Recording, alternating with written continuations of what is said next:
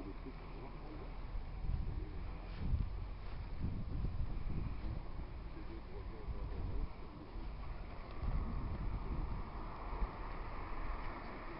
le Président de la République, hommage de la nation aux soldats morts pour la France. Il y a 90 ans, au petit matin du 28 janvier 1921, dans un silence qui incarnait à lui seul le deuil de tout un peuple, le soldat inconnu était inhumé sous l'Arc de Triomphe. La République consacrait le monument élevé aux victoires de la Révolution et de l'Empire, à la dépouille d'un simple soldat tombé au cours du conflit le plus meurtrier de toute notre histoire.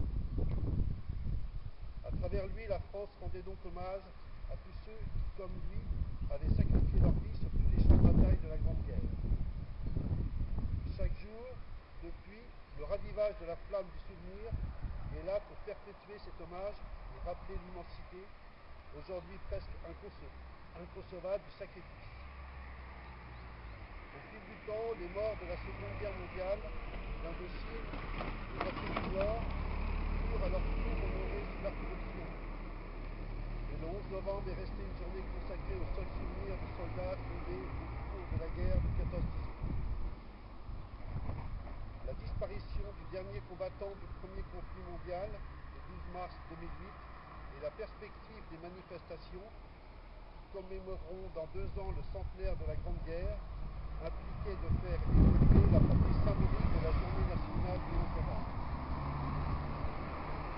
La pérennité du culte, qui est rendue quotidiennement sur la place de l'Étoile, du souvenir du soldat inconnu, incarnation même du sacrifice du combattant, permet d'établir une filiation directe entre les différentes générations du peuple.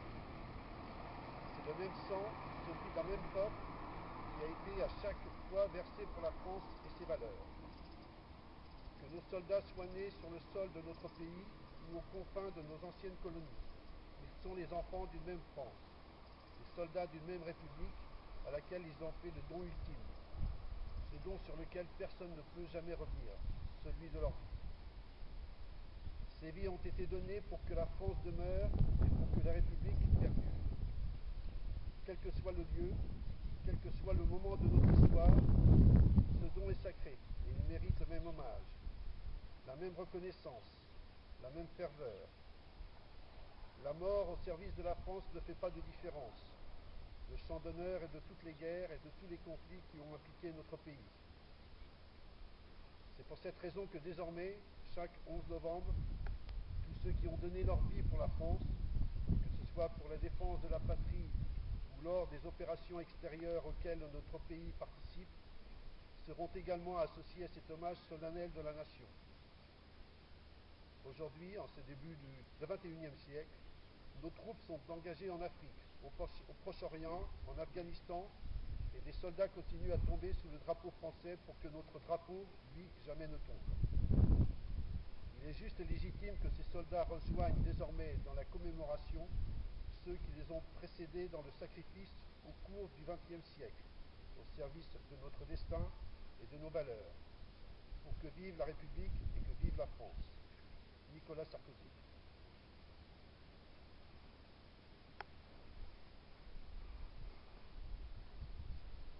On va passer à la fête des enfants morts pour la France. Desté Henri. Mort pour la France.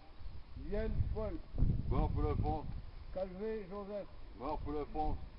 Le maire Nistor. Mort pour la France. Bricourt Lambert. Mort pour la France.